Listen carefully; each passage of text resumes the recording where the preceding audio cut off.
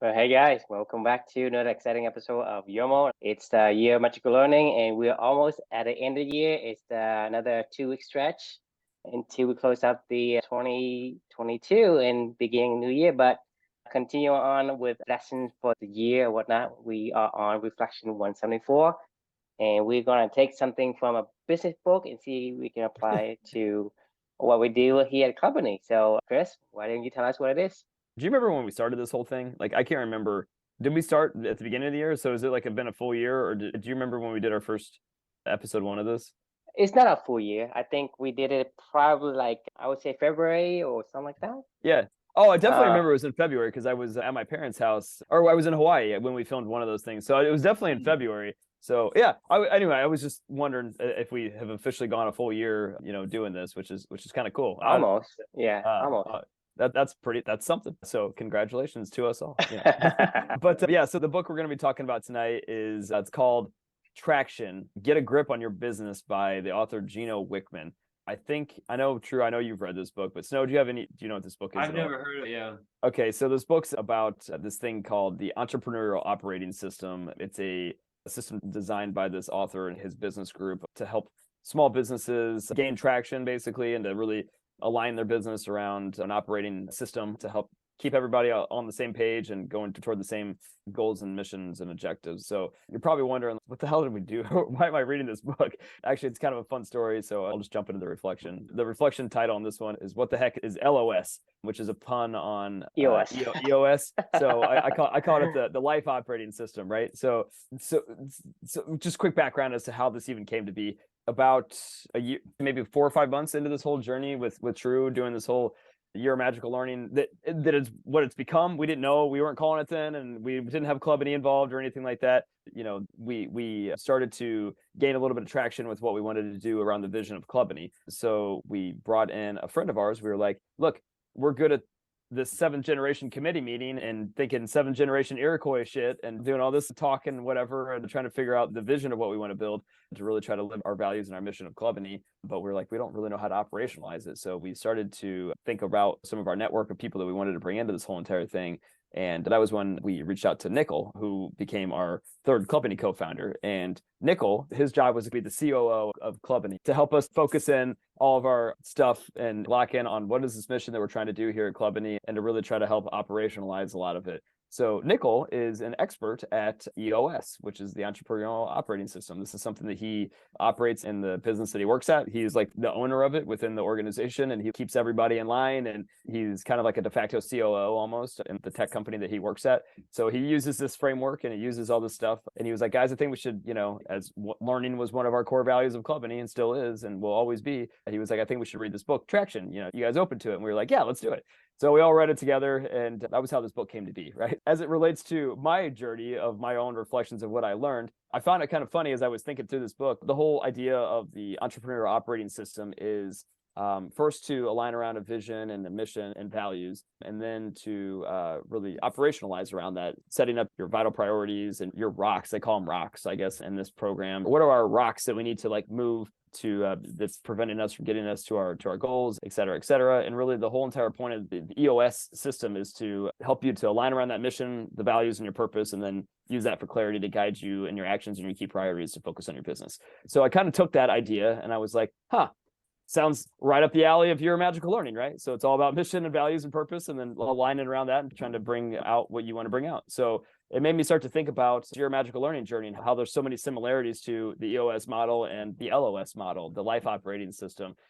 This whole journey has been based around spending a lot of time trying to find your values, your mission, your purpose, my personal ones that Amelia and I, since Amelia has passed away, and kind of how finding out that living for true purpose. And that was the first book that I wrote, right? It was mainly about a lot of that stuff. But then once that clarity and that vision was formed, then it was about trying to find the right people on the bus. And that's when True came along. That's when we meet Nickel. That's when we meet Snow. That's when we meet all these other characters on the entrepreneurial operating system bus, and we start to align a lot of actions and activities around it, which the core values quest was one of those things. And now Year of Magical Learning is one of those things. And I just found so many similarities into this model of, this is about running a business, but really in a lot of ways, it's a very similar model to how you can run I don't want to call it efficient, but a meaningful, purposeful, purpose-driven life, in a lot of ways. And as I was writing on this particular reflection this day, I almost started like cracking up as I was like thinking about these similarities and corollaries between the two, because every Sunday since Amelia's passed away, I've gone to visit her at her grave. And early on, it was really more of like a just, incredibly sorrowful time and missing her and longing for her in my life. Not that I don't still think about that today, but really it's morphed into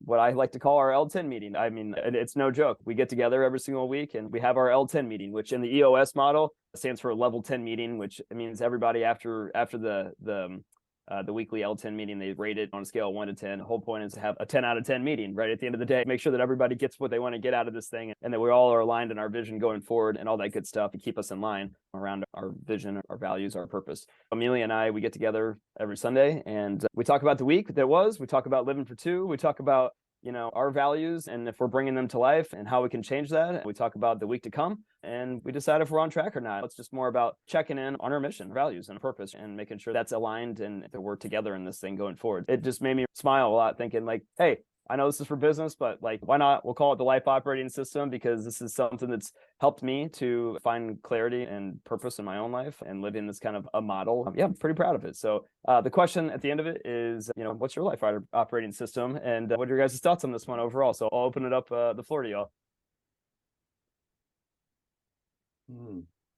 Boy, what is my life operating system? You stay aligned. Yeah. Well, I mean, yeah, and it is kind of like cheesy and corny, but yeah, like sure I have my sheet here, And it's got my goals, my daily habits, and ideas and quotes that I end up liking on my list of 10 commandments, And so whether I end up reviewing that, not every night, but at least once a week, going over it and just, yeah, sometimes refining it, whether your work or a goal that you had, and you're like, oh, fuck, I want to give this shit up or whatever, this is stupid.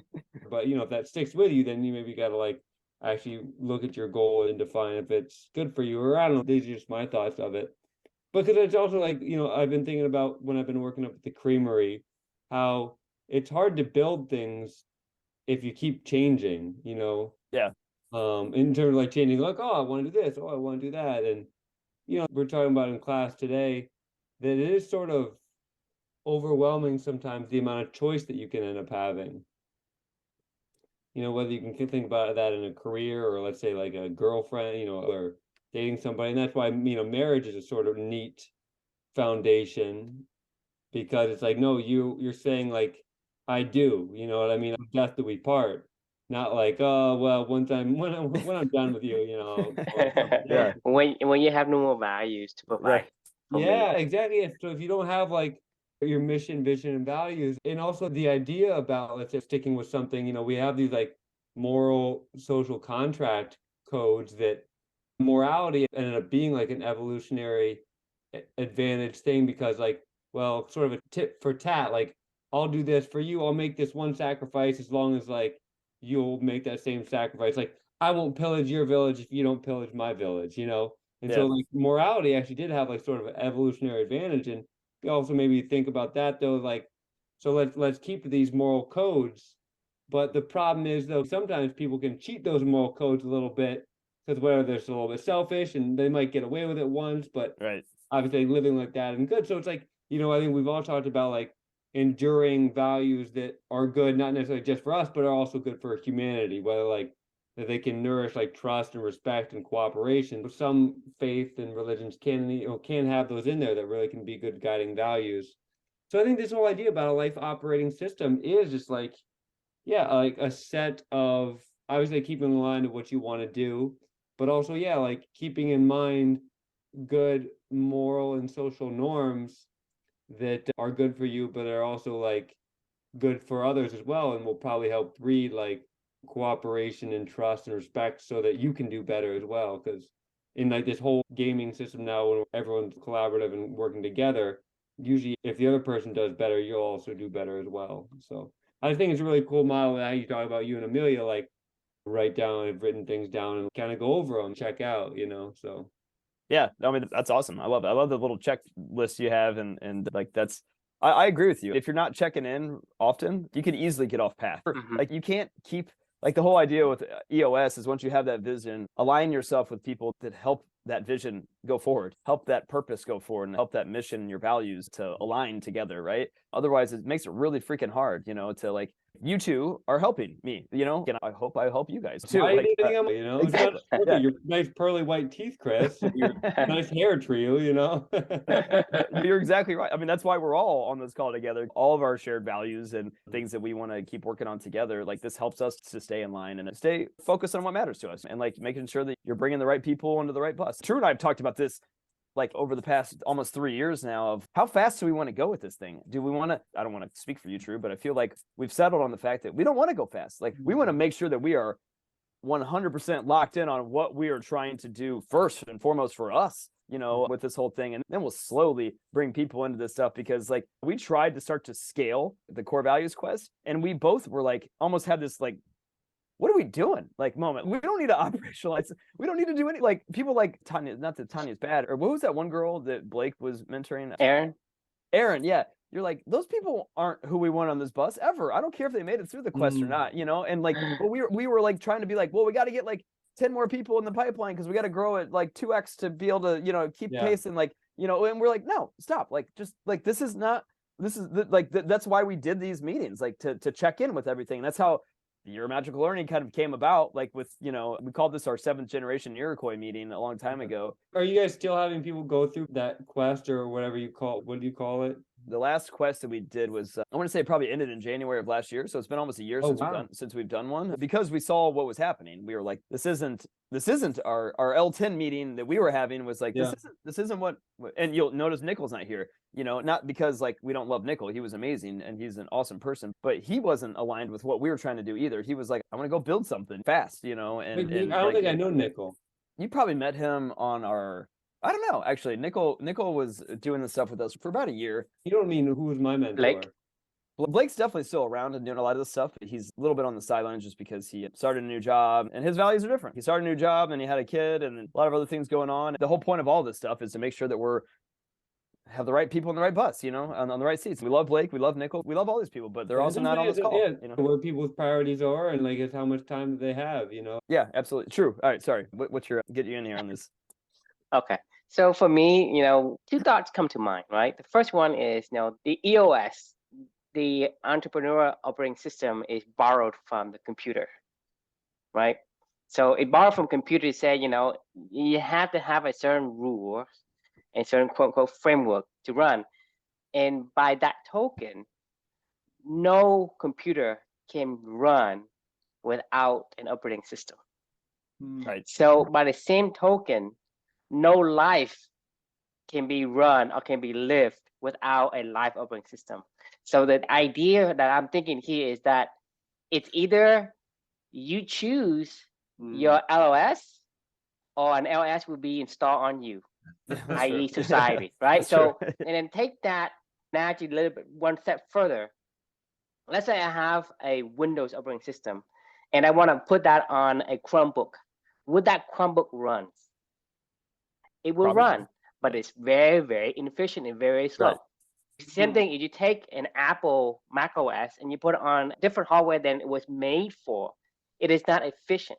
What I mean is that we are like the hardware, and we need to have the LOS that is suited for us, meaning whatever our core values are must align with what we have as far as the sensors, the hardware, the metrics, and all that. So to me, choosing the right live operating system, it is super important to have that. I mean, you can go as fast as you want, but then if you're on the wrong bus, then there's no point, because you're not going to place it where you want to go. Right. And so the thing is, Snow has like these commandments of life that he goes through.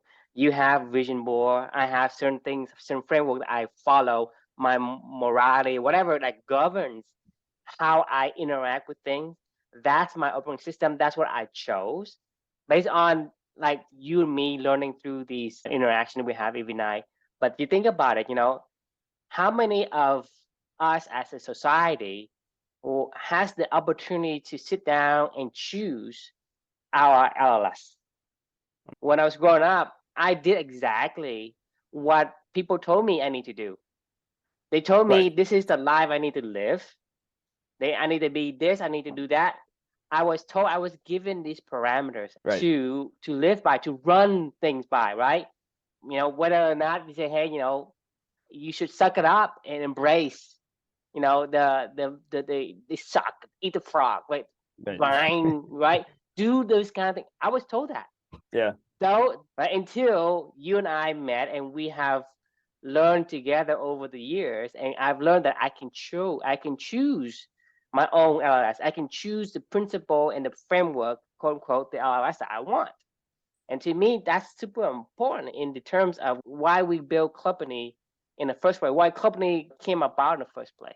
I think that's a great point. That last point that you were just making, Snow kind of echoed something similar to that, where he said, like, we have a lot of choices we can make every single day.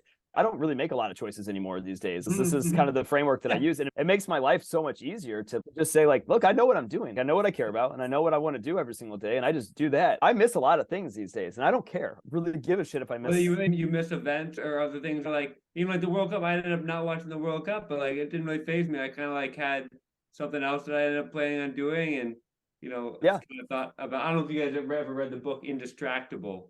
Yeah, I did. Yeah, undistracted. Indistractable. Oh no, I haven't read that one. Yeah. But anyway, yeah, because it's like same thing. Like I know what I'm gonna do. Like let's say each day or each morning, like get up, go for a run, meditate, have breakfast, go to work, do this, that, and that. I mean, it's also kind of nice that you can end up using your mind to do the difficult decisions. Right. If you just set up this operating system. And true, I just really like how you talked about the operating system of one person might be different for another person. You can't just take my operating system and put it in somebody else, because every person is so unique. And even if you think about a diet for one person is going to work for another person. And I don't know, I just thought that was a really good point to make, when everybody has to be on their own personal quest. And that's why I was kind of disappointed to hear that you guys aren't doing those quests anymore, because I got a lot out of that. Like, we plan to. We decided to pause what we were doing. We're not giving up on that at all. No, that just was like almost like a proof of concept of like, this was really helpful, and this can be a part of what we want to do with Clubity going forward. But what we were doing, we were like, this is not aligned with what we're trying to get to. So that's why we pumped the brakes on that, and we'll bring it back. Don't worry. And again, it's not like that thing everybody needs to do that. I mean, because really for what it came down, it's like,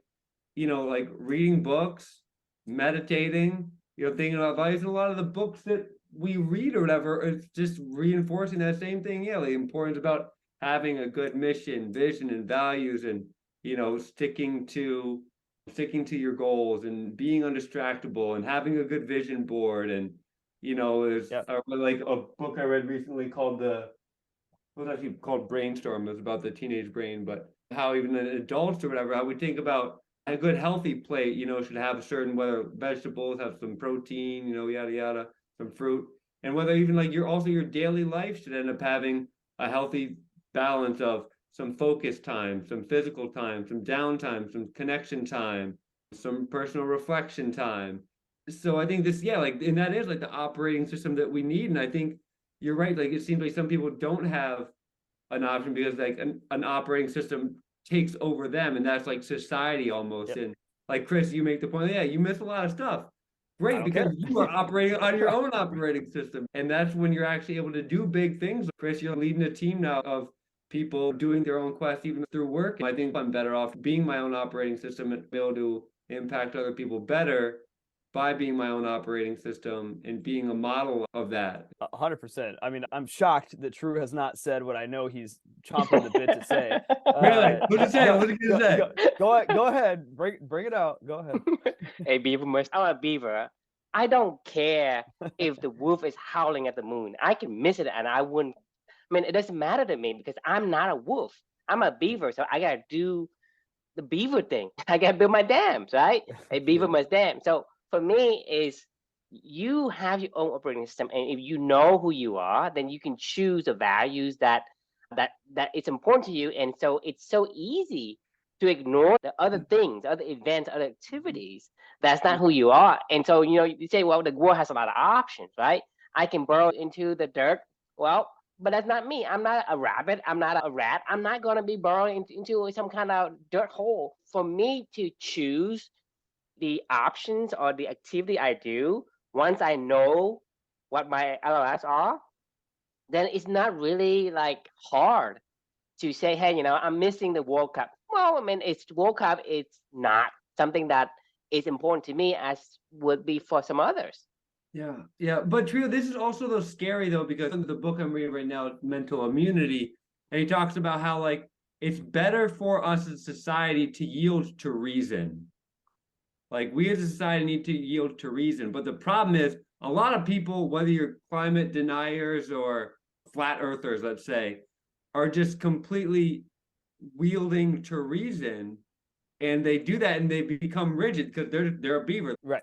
Oh, so that's a good point. The beaver dam analogy is not to say be completely inflexible. It's just to say live your purpose. If you know what you're supposed to do, then make sure you're doing that. If this isn't a good place to dam, go dam somewhere else. But make sure you're in the environment and surrounding yourself with people that can help you to further that purpose. And I think I just made me think of the book that I was reading, just because like it is almost scary these days how how ideological people can be, because they can just, put themselves off and say like, hey, no, I'm just going to ignore all these facts. And I don't think any of us think that that's good to do. No, not at all. No, I mean, like, it's about reasons, right? Because the reason is going to be somewhat more significant or some insignificant to you and to others, depending on what it is. If you talking to me as a beaver, maybe approaching the topic of having water or clean water. If you told me about, hey, this water is toxic, it's within my reason to understand it, then yes, I will follow those reasons and take into considerations and will make a decision that's going to best benefit me and whoever is telling me. But if you're talking to me about the glaciers across the world, if I'm a beaver, it has nothing to do with me. There's nothing I can do with information. So the analogy of a beaver is to simplify a lot of the concept, but as a human being, we have more reach, more range than the beaver would. And so anything that is within a realm of reasoning, I think that would be part of our responsibility as a collective group. But if it's beyond a collective knowledge, like let's say there are aliens on Mars and there's nothing we can do from Earth, then that information to me, I can ignore because there's nothing I can do in terms of affecting the outcome of it. So taking the beaver aside, just say, hey, that's a beaver. The concept is to figure out what makes you you, right? And you need to express who you are. Your DNA needs to express itself to be that person. Like I say, an eagle must fly. If you put an eagle in a cage, right, it's not gonna live long. We're talking about running with Sherman, like last week.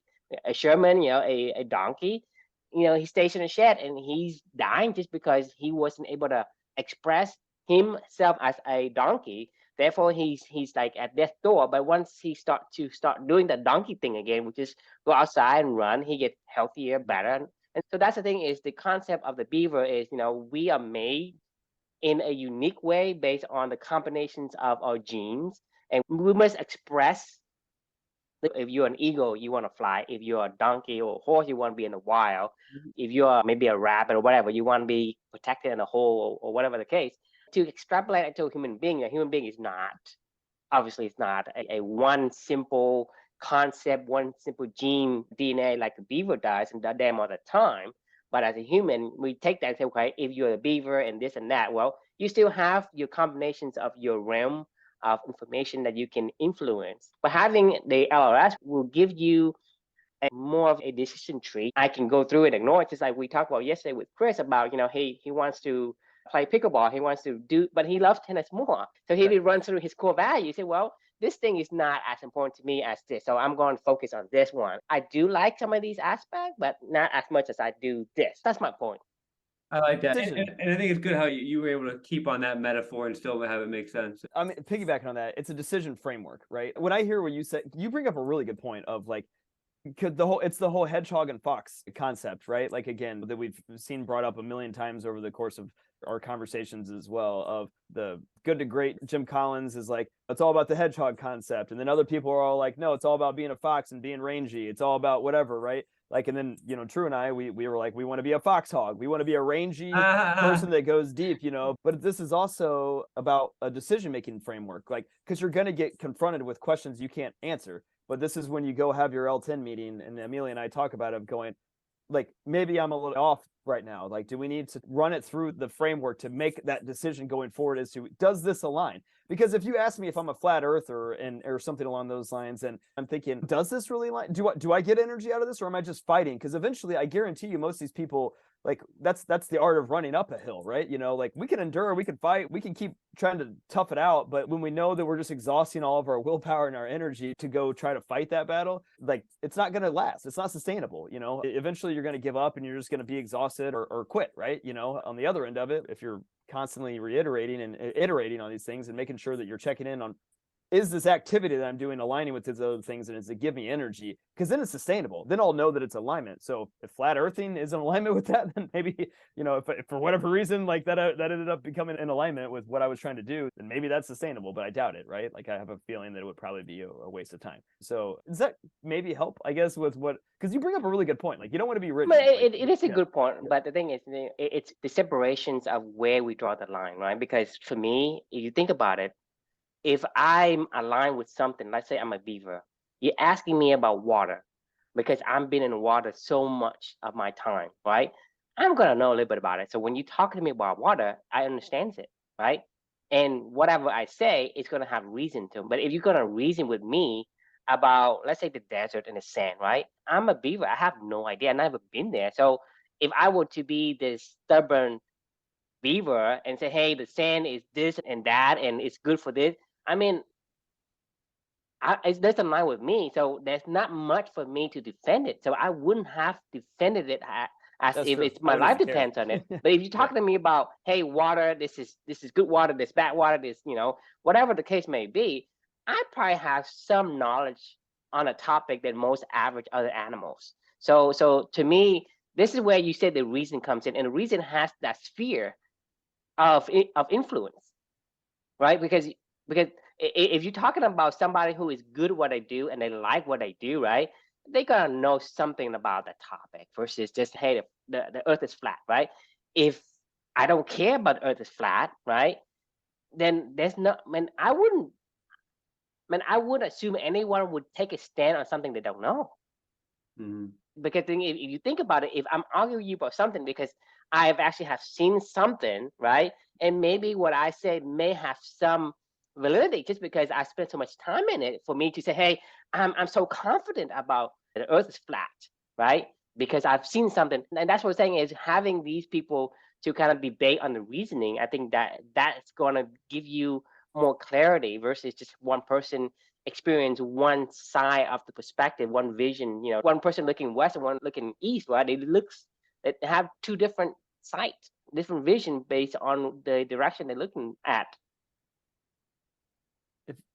If I think if you're a flat earther too, like, and you have to fight that, then if you're a true flat earther that aligns to beavers don't need to talk about why I'm damming. They just do it, right? Like, they don't need to justify why they're damming. Like, if you're a flat earther, you don't need to talk about being a flat earther. Like, you don't need to tell other people that you're just like, yeah, you know, somebody asks you, is the earth flat? You're like, yeah, sure, it is. I mean, it's like, but you don't need to go around talking about it either, because that's just, it's a part of you. Like, you just dam, you know, like, I mean, like, you don't fight about it. Like, you don't challenge other people. You don't go up and say, you know, you need a dam, you know, like, and you're like, no, I don't want a dam. You're like, Maybe, you know, not if you're a true flat earther. I think if you truly know yourself, right, you just do the things and don't impose your visions of the world on other people. Now, only people who impose a vision on other people, if they want certain thing and they don't have it yet, and they're not at peace with themselves, so they want to change, and they think, hey, if I tell other people to create this world, then I would have it. So the people who are telling you, imposing their views on you, are lost. That's why they do it. Because That's what if you look, well, let's say we want people to understand that, let's say that they need to do the COVID vaccine, that, hey, like, vaccines work, let's say, you know, they aren't going to that's my point, is you don't know. That's why you think, because the vaccine works or doesn't work, right? That is something that either you know or you don't. If you know it works, right, then you won't be, you know exactly how things start and how things would work, right? Whether or not certain fact will come about if you don't get a vaccine or get a vaccine, and you will have a confidence in what people do. And because you know exactly what it is, you have other ways to say, well, I can do this. or I can do that, versus I'm telling you, you got to get a vaccine. But if you know already, then most time you're just going to do things that going to benefit you the best, whether you wear a mask or you get your vaccine. If you get a vaccine, for example, if you get a vaccine, you are protected. Then why are you worried about? When if the other guy he's being a dumbass and didn't want to take the vaccine, right? It's his prerogative to. But in terms of like, we need herd immunity because, like, let's say if you are the government, you want everybody to get vaccinated so that we ideally, let's say, let's have a premise: vaccines work. Let's say. But do you know how? But that's the point. We don't know that it works. I think we do know that it works. I think the science is out there that it does. It is effective. Well, we know that a vaccine works, but we don't know how it affects the broader ecosystem. Like, I mean, I don't think that we can 100% say that, like, if this does this, then Well, this does this, even this does even like, now, that's the universe at work, right? Like, we'll never know that stuff, you know. But, like, and I don't mean that in like a not do it or something along those lines. I'm saying that, like, we never know when we make an action how it's gonna downstream. It goes back to what I was saying before. Is I don't know shit, and no one knows, because, like I said, you know, people say the dinosaur looks like this, and I told Chris before, I don't believe in it. Show me evidence that looks like that, right? Because the thing is, we don't know for sure. We think, well, probable that vaccine works, but there's no guarantee for sure that works. No one knows, right? That's just a fact of life. This is a slippery slope to get on, because then you could also say, like, you could even like use like subjectiveness, like, hey, no, Black people just like being slaves, you know? I understand where you're going with this, like, and I agree. Like, I think, like, at some point we have to be like, no, this is good. We want people to understand this, or we want people to do this. At some point, if we're gonna have like a rational society, at some point we start have to like start imposing, like, yes, this is true, you know. And but that's the thing. But people don't like to be told what's true. But that's the thing is, it goes back to what I'm saying before: is you have your own realm of reasoning. If they cannot overlap that reasoning, no one's gonna listen to you. Society comes from the commonality of the values we live, because like American has a different culture, the Chinese have a different culture, the Russian has a different culture, the Korean have different culture. They have the aligned values and they understand because of that. You can't just impose some belief on somebody and say, hey, you know, this is reasonable. Well, you tell me it's reasonable. Okay, let me hear it. How do you know that works? Right? You can't say, well, we know it works based on science. Okay, show me specifically how it works. It's not like I'm going to be saying, no, it doesn't work and I'm not going to listen to you.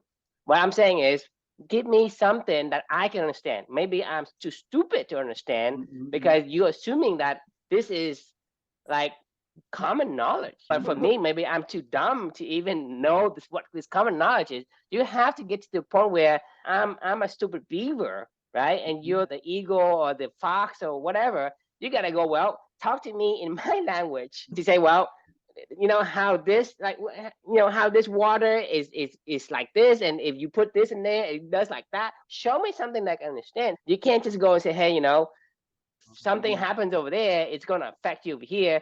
And I say, well, I just don't see it. So you can't make me believe because I just don't understand. So that's the thing we're talking about. It's not about saying, you know, I don't want to hear the reasons and I'm going to oppose it anyway. To me, that's not anyone is saying, because anyone is going to say, well, if you tell me there's a benefit to it, and if I can see it, then there's no reason for me to believe or not to believe. I think it's also the whole point of the whole reflection is the life operating system of aligning yourself to what you know best, which is what gives you energy. We're not the universe. We're not Mother Nature. We don't know there's no grand designer to say that if everybody does this, then this is what we get as a societal outcome. I don't know that. You don't know that. Nobody knows that. The universe operates on the way that the universe operates is it's a little experiment with each one of us doing our own thing, right? And as long as we're doing our thing and doing it the best we can do, we have the best chance of having a fulfilling life, you know, is all that I know at this point in time. I agree. I appreciate society in general at large, and I want, just like everybody else, to have people be happy, healthy, and successful and thriving. Right. I mean, I want to impose. But that's zooming out. I want that, but I can't change that. The only thing I can affect is me, you know, and my life, and make sure that I'm beavering on purpose, if you will, you know. That's it. I mean, I can't. there's nothing else that I can do. And if we happen to come across other people that we align on certain areas, then we can have conversations like this and we can all benefit out of it. And we can all benefit from our side products of us living our purpose, like True was saying, of, like the beaver knows what he's doing. And I agree, Chris, but I also think too, like to Trio's point, like at some point it is good to try to change or get people to see maybe what you see though, but you have to speak their language though, to let's say to help them out. Right. I don't know that you should ever argue it or something along those lines. I don't know that you should ever try to even persuade. I think you do, like you said at the very beginning of this when you showed me your list. You live by example, and people go like that's what people respond to. Nobody really responds to somebody talking to them about because they're never going to get it. Like you don't ever understand until you understand. There's better coercive ways than others, but I just think that, and I don't think you guys are saying that, but or maybe, and I don't. If you are saying that, then it's like, yeah, I want to say that no, you guys, we at some point sometimes do need to be coercive, inappropriate ways to, whether it's teaching, you think of like education, teaching kids, like, no, it's not okay to lie. No, it's not okay to do this. Like, I mean, education is important, whether you're an adult or a kid. Like, we're educating people to, for a civil society, and with that can sometimes come some sacrifices. Let's say whether you can't just decide to do what you want to do willy-nilly all the time. Oh, I agree. I mean, the thing is that Mother Nature will balance out, because if you do whatever you want, right, well, you're going to have consequences for it. I mean, if I were to say, hey, I want to do what I want, I'm going to jump off the 5-story building. Well, you're going to have consequences for doing that, right? If you're going to bang somebody on the head with it, well, somebody's going to bang you on the head with it. Mother Nature's going to take care of you. The society itself, in the intelligent design, we want to protect the kid and say, well, if you do this, this is going to happen. But if you force a kid to do certain things without getting to the reasoning, it doesn't stick. They swing from one end to the other end to the other extreme, and it makes them even worse than they would have it's the small swing in the middle. They go from, hey, you push me too much, now I'm going to act out. I mean, you're talking about pressuring somebody without having the ability for them to reason and understand. To me, that isn't going to work as a society. You're going to have society that's going to become chaos. So that's why I think the realm of the circles of reasoning is important, because you're going to have to come to me and talk to me about things I know. Relate to me how the water is going to change in the same manner. If the snow or the ozone in Alaska is melting, right, it changes the water in this way. Well, it's going to affect you over here because it changes like this. So when you talk to me in terms of water, in terms of what I know, in terms of what I do every day as a beaver, I understand that and I get it. And then once I get it, then yeah, I can say, well, that's benefit. I'm going to do what you suggested. But if you can't just come and say, hey, you don't do this, you do that, and this is the outcome, I say, well, I just don't understand. If I don't understand, I just won't be able to do it from the self-directing self, right? You can't just do because, hey, somebody told me. Even if my parent told me, I still don't understand. I wouldn't do it, because it's one of those things where we have to be self-directed, right? And the self-directed won't let us do it. So let's say, I told you that eating avocado is good, but if I don't believe it, I won't eat it. I will eat once in a while, and then I just forget about it because there's no motivation from within. Unless you eat the avocado and you feel all of a sudden you feel like, wow, that was really good, And that's where the evidence and the feedback gives you the understanding comes back. Say, hey, well, if I eat it, I see it, right? Then this is where I self-direct myself to do it. So same thing with you COVID, gave that right? fruit though. That's important. Kind of, you gave that fruit. You gave that avocado. Someone gave you that avocado. Sharing, but not imposing. That's why I say sharing. I love sharing, and I will be coercing effectively. This whole journey is sharing, guys. Like, this is what we're doing. We're talking and we're sharing our thoughts. If somebody else listens to this, I don't really care. We're doing this for us. But if somebody else hears this and they get value out of it and they understand from whatever else, and they like the avocado or whatever, they taste it and they're like, that makes sense. I want to learn more and I want to go deeper. Like, they can reach out, they can do whatever, and I'm happy to leave a trail of crumbs all over the place for all of us, for other people to find. But like, to True's point, I'm never gonna impose onto somebody else like my way of life, because this is my life operating system. Like, if you want to take bits and pieces of it and form your own going forward because it aligns to you beavering on purpose, then or eagling on purpose or whatever you are. I don't really care, like, but that's exactly what you guys are. True is right. Like, you can never tell anybody. Like, we've even had this played this game before of like, could you even get your own self? If you told your own self 20 years ago, this is what you need to do, I don't think you could do it. I think your own 20-year-old self would say, fuck you, dude. You've lived 18 other years of seeing things that I haven't seen and feeling things that I haven't felt and experiencing stuff that I have not experienced. I'm not even going to listen to my own self right now. If I went back and told my own self, I would not listen to him. Right. Yeah, I'm still struggling with that because I asked you the same questions over and over again. But for me, is I'm not convinced that I can convince my 20-year-old self to listen to me. I just don't understand. There's no bridging that gap, right? So it's the bridging of that reasoning, the sphere of reasoning is super important for us to get together as a collective being. So company, and it's basically a culture, right? You go into this culture or this life operating system where you have common values. This is where we can speak to each other. Because if I say red, right, and your red is completely different than my red, right, there's no way you and I can understand each other, right? I mean, that's the thing, is we have to agree on something. Hey, let's take a premise of, red is this color, whatever the color is. Hey, that's red. You agree it's red, I agree it's red. Now I'm gonna tell you, hey, the apple is red. And then we understand. Once understanding, then we can move forward and accept the influence from the other. But if we don't understand each other, then there's no way. I mean, I just don't understand it. Then, I mean, it's not like I have any kind of aversion to accepting anything. It's just when you understand it, you're automatically not going to be able to run it.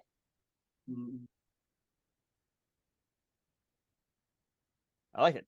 Okay. All right. I feel so. Well, we're getting close to time here. So let's say, always a fun conversation. You guys have any final thoughts for life operating systems and impacts in your life, or any parting words?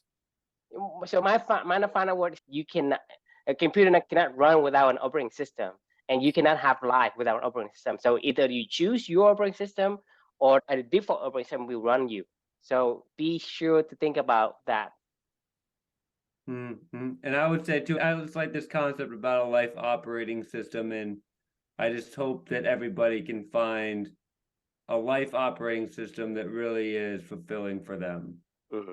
Yeah, absolutely. That is the mission of Clubany at its core, to help people find that fulfilling life and to live it on purpose in an environment supported by other people doing the same thing. And if you can overlap and find those connections and those uncommon commonalities, then you can build something together, pretty amazing. But yeah, it's all about exactly what you just said, Snow. So, I mean, if we can help other people to do that, I'll feel like I made my daughter proud and did my own purpose. So that's good. So thanks for joining, and it's a fun conversation as always. And we will see you all tomorrow. Oh, Snow, are you joining tomorrow? Or are you? I probably won't say it's always great. I really do enjoy our conversations, and they're stimulating, but it's also my bedtime here, so I need. All right. Same here.